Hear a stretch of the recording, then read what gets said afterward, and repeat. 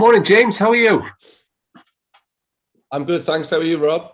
Yeah, very good. Very good. Looking forward to tomorrow, of course.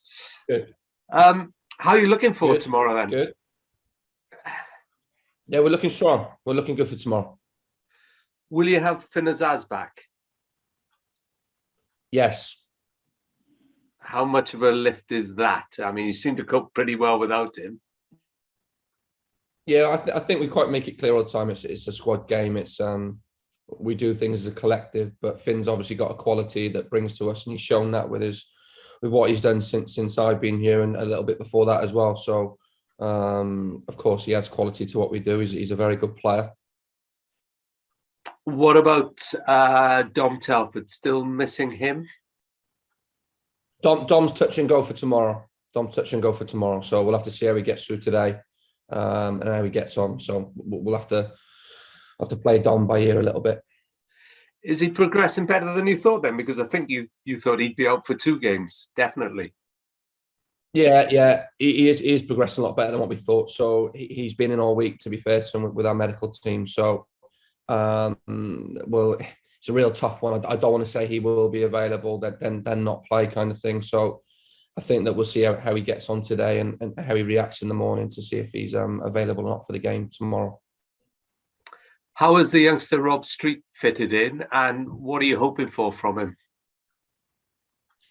Well, I had a few conversations with him, and obviously with the connections I've got at Crystal Palace with Osh. Rob's he calls himself a very old school striker. So he's very much in the sense of that he's not what he sees as a typical youngster, where he'll come out wrapped in a snood, a hat, gloves, scarves. He'll be out in shorts and socks and t-shirt. He's that kind of kid. So he's a very hardworking individual, very humble, very well mannered, and really looking forward to working with him and the rest of the staff are as well.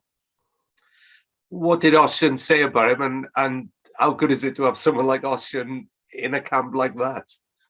Yeah, we just talk mostly about his character, because I think that you tend to see for yourself what he's like with regards to the amount of footage you watch and the games that you watch of him. We just spoke about his character and the way that he is as a young man, and he'll fit in extremely well at Newport County.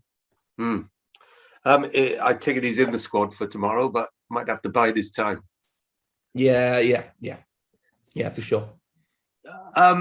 You've let Moore go this week away from the club on loan, but you brought Rob Street in. We're asking every manager the same thing yesterday and today. What about Monday then? What are you hoping for before Monday, or is that your business done as far as you're concerned? At present is possibly done, but you can never say never in football. And I think that's the thing, that if something comes up that suits us and benefits us and can make us better, then we'll explore the avenues. But I'm content with what we got at the minute. But you can, as a manager now, what I'm learning is that you always want more. So you always want to be better, because myself and my staff and my team want to push us forward. So if something comes up that can make us better, then we'll explore that avenue. Are you actively pursuing anything at the moment? I can't say we're actively pursuing anything now. And I suppose what you've got, you'd like to keep as well. I mean, you wouldn't welcome any sort of bids for anyone. Obviously, everybody talks about Dom Telford. No, yeah, I can't wait to get through Monday to start asking questions on Dom Telford, if I'm being honest, which I'm really looking forward to. No, we've received no interest on Dom Telford, and that's where we're at the minute with it, Rob. Yeah, well, you can't get fed up already, James. You've only just got into this one. Yeah, you're right. No, you're bang on, Rob. But every manager says a long time to deal with all these questions. Yeah, every manager says the same. They can't wait for 11 o'clock on Monday, and I suppose you're the same. Yeah, for sure. And then we can just move forward from that point. After the 2 wins you've had now, or the wins you've had in a row, how do you think you're set for the rest of the campaign then? Well, the 3 wins that we had are really important for us, because most importantly for us, and when me and Wayne and the rest of the staff analysed things, is that we wanted to get back to clean sheets. We wanted to get back to that I've said it a few times, that industriousness, that robustness that we know that we've got at this football club, that we've had over the years. So we want to make sure that we demonstrated that in the last 3 games, and during the week that I was off, Wayne ensured that happened, and then we continued it through the period that then when I came back. And what we then can't forget is that we want to show that horrible side to us, if you like, where we can do the nasty side of the game, but we also got to then impose ourselves on the game with regards to what we do with the ball. So that's what we got to continue to do, especially tomorrow at home in front of our fans, that we need to demonstrate what we've done really well the course of the season. Yeah, being on a roll, I don't suppose you can wait for another home game, because after this one, you got the 2 away, and then you got a succession of home games. So home form is going to be absolutely key, isn't it? Yeah, I think we've got 11 games left at home, which is vital for us. And I've always known Rodney Parade to be a fortress for Newport County. So we've got to continue that and use that to our advantage, and especially with the pitch that we got, because the pitch is excellent. I think the pitch is the best in the Football League, that, in my opinion. And I'm going to be a little bit biased towards it, but I really think it is. I think it's excellent, and long may that continue. What do you make of Barrow? They beat Newport up there earlier in the season. Got to say, Mike Flynn wasn't happy with the second half performance. Mentioned the word cowardice reflecting to the players. Have you seen any of that? And as I said, what do you make of Barrow? Yeah, I can't really comment on what's gone on before. What I know about what the players have been since I've been here anyway is they've been terrific for me. So I can't say anything different about they being with me. They've been fantastic. With regards to Barrow, they've got a very experienced manager who's been around the leagues, and we have to be respectful of that he'll try and nullify what we do, and that they'll be looking at us in what we do, but I'm sure they'll be concentrating on themselves like we'll be concentrating on ourselves, and we need to ensure that we impose ourselves on the game, both with and without the ball, and that's one thing I want to see from us tomorrow. And last couple from me, Ryan Haynes, we're going to speak to soon. In some ways, he's had to be patient with you. He had a spell out of it when Aaron Lewis was preferred. What has he done to get back into at the moment, the first choice in that position? Well, it's you look at the back four as a collective. In the last 3 games, we've had clean sheets playing with the back four. So Ryan's been very much part of that. And Ryan, for me, is a terrific player. It's just getting that consistency into his game, which I believe he's doing, and the staff work really hard with him with that as well, as do I. And we just got to make sure we can continue doing that. Where we have got a massive competition for places at the minute, and you look at Aaron pushes Ryan and Cameron and the other way around. So we need that, because that drives us forward, and that makes us perform better. And last one, as you say, you're on a really good run. You'd like a belting atmosphere there now tomorrow.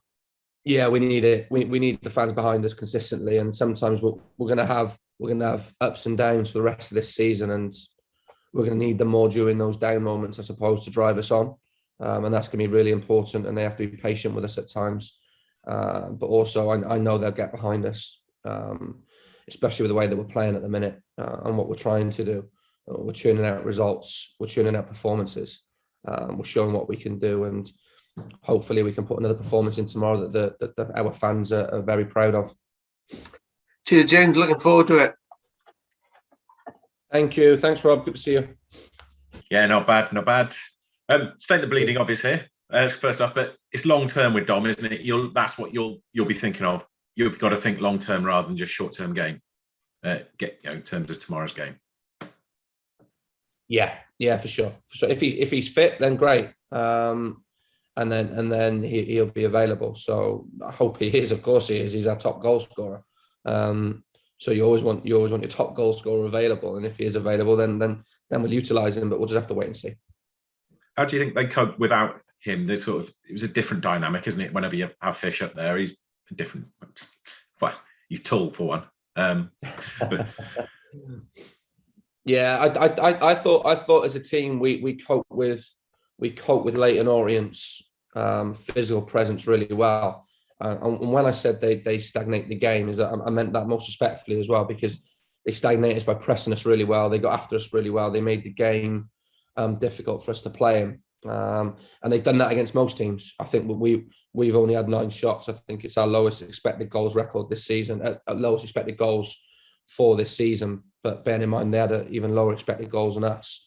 So we have to bear that in mind. But they do that against most teams. So they did it against Port Vale a week before, did it against Crawley, so on and so forth. So that's part and parcel of the game is how they play it. So we cope with it very well. And ultimately, we got 3 points. With the options up top, is even though you got 6 loanies now, is Timmy staying? Is Timmy still? Yeah, Timmy's part of the team. Yeah. But he was ill. He's still illness. Was that for? Yeah, he had an issue with his toe, so that's still a little bit present. So we'll have to see whether he's available for the weekend as well.